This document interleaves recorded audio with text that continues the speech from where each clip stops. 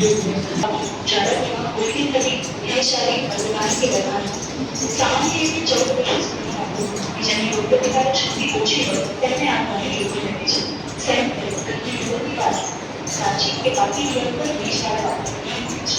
આથી આ રોગની વચનો માટે વિવિધ વિભાગોમાં અલગ તેમજ બહારના માંગણીતા છે અને તિરાડો ઇન્ડિયા કરે છે. જમીનના રોગની શક્તિ ત્યાં સુધી સ્ત્રી કદાચ આપે તેવી પ્રશ્ન અત્યારે આ રોગ નીકળ્યો છે એને શું કહેવામાં આવે છે?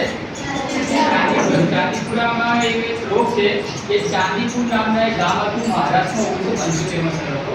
એના ચાંદીપુર પરથી એનું નામ ચાંદીપુર પડ્યું છે. આ જે રોગ છે એ સામાન્ય રીતે ચોમાસામાં ભેજવાળું વાતાવરણમાં વધારે જોવા મળે છે. એની એક માખી હોય છે એ સામાન્ય માખી કરતાં 4 ગણી નાની માખી હોય છે. બરોબર છે? આ માખી તમને પહેલા તો ઈંડા મૂકે, એ ઈંડામાંથી કચોટને ખૂબ પછી માખી બની જાય. માખી થયા પછી એ તમને ક્યાં જોવા મળે? સામાન્ય રીતે એ તમારા ઘરમાં તિરાડો હોય, પછી ત્યાં ભેજવાળું વાતાવરણ હોય ત્યાં વધારે જોવા મળે, ત્યાં ધરતી હોય ત્યાં સામાન્ય રીતે લક્ષણો હોય છે કે તમને તાવ આવો, સખત ઝાડા થઈ જવા, ઉલટી થવી અને બેભાન અવસ્થામાં તમે થઈ જાઓ છો. બરાબર? અને આ રોગ એવો છે અત્યારે કે જેની સારવાર ના કરો એનું મરણ પણ થઈ શકે છે. ખાસ કરીને તમારા ઘરમાં જે કાચા મકાનો હોય, જે દિવાલો હોય, એ તમે એ દિવાલોના તિરાડોમાં આ માટી એની અંદર જાય છે અને ત્યાં એનું નિવાસ કરે છે. એટલે તમારા ઘરમાં જે તિરાડોવાળા મકાન હોય એની તિરાડો તોડી નાખવી, હવા ઉજાસવાળું રાખવું, ઘરમાં કિનારી યુઝ કરવાનું, પછી મચ્છરો વધારે ના થાય, માખી ના થાય એ પ્રમાણે તમારે એનું નિયંત્રણ કરવાનું, સૂર્યપ્રકાશ રાખવાનો, હવા ઉજાસ રાખશો ત્યાં ગાડી એનો અથવા રોગ જ કારણ કે આ માટી છે ભેજવાળા વાતાવરણમાં વધારે જોવા મળે છે. બીજું કે નાના જે 0 થી 14 વર્ષના નાના બાળકોની રોગ પ્રતિકારક શક્તિ ઓછી હોય તો આ રોગ જલ્દી એમને લાગુ પડી જાય છે.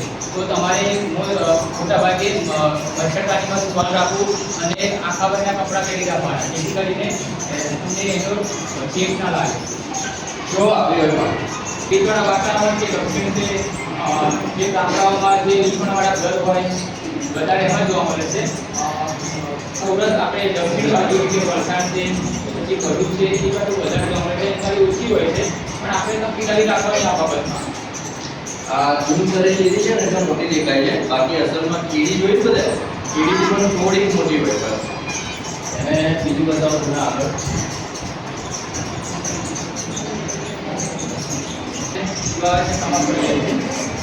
અને એક દવા છે કે મેલોકેન નામની દવા આવે છે પાવડર, એ તમારી ઘરની દિવાલો હોય ત્યાં તમારે છાંટવાનું હોય છે.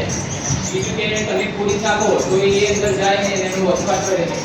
જો આ છે ને પાવડર છે આ કોટી બનાવી દેવાની અને જ્યાં જ્યાં તમારા કાચા મકાનો હોય, તિરાડોવાળા હોય ત્યાં એનો છંટકાવ કરવાનો હોય છે.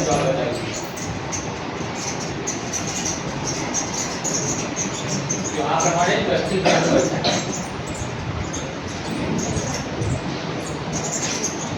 આપણે અહીંયા કેસ ખરા સાવચેતી રાખવાની એના માટે ત્યાં ચોખ્ખાઈ રાખવાની, ફિનાઇલ વાપરવાનું, ગંદકી કરવાની, ધુમાડો કરવો, એ બધું કરવાથી શું જીવાત જેવું ના આવે, માખી મચ્છરને. આ ચાંદીપુરનો વાયરસ આપણને થયો છે કેવી રીતે ખબર પડે? એના લક્ષણો જોવો આવે.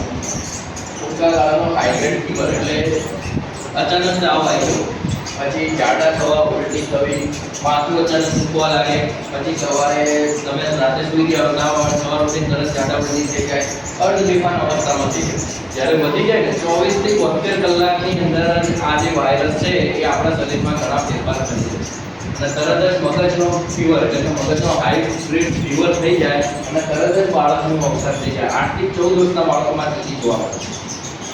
24 થી 72 કલાકમાં હાઈ બ્લડ ફીવર થઈ જાય, તાવ અર્ધબેભાન અવસ્થામાં થઈ જાય અને જ્યારે એકદમ અવસ્થામાં પહોંચી જાય ત્યારે બાળકને ખેંચ આવે અને ખેંચ આવવાનું તરત બાળકની જો કમજોર અશક્તિ આવી ગઈ હોય તો બાળક તરત મૃત્યુની પામે. એવામાં આપણે ખાસ ધ્યાન રાખવાનું કે સરકારી દવાખાનાનો સંપર્ક કરવો અથવા તો આપણા ઘરમાં જ્યાં બી ભેજવાળું વાતાવરણ હોય, દિવાલની તિરાડો હોય એ બરાબર છે. કાચા તો નહીં, પાકા મકાનોમાં બી અત્યારે તિરાડો પડી હોય ને એમાં બી નાના માખી મચ્છર હોય છે તો ઘરમાં મમ્મીને કહેવાનું કે ફિનાઇલ પોતું કરે, બરાબર, જંતુનાશક દવાનો છંટકાવ.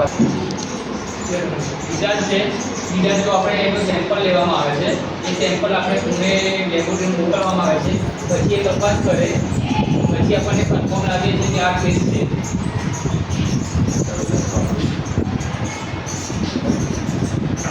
જો કાચા મકાનની દિવાલો તિરાડો અથવા મકાન રેતી અથવા માટીથી બનેલા ભાગોમાં રહેવાનું પસંદ કરે છે. એટલે ખાસ કરીને એવા મકાનો હોય છે કે જ્યાં માટી હોય અને તમારે નાના છોકરાઓ હોય અત્યારે માટીમાં એવું બી રમવાનું નહીં, કારણ કે આ જો અત્યારે એવું હોય છે કે માટીમાં એ વધારે જોબ કરે છે. તિરાડવાળા મકાન છે, પછી કોઈ માફી કરે તો આવું નિશાન થઈ જાય આપણા શરીર. 4 છક્કામાં પડી જાય એમાં.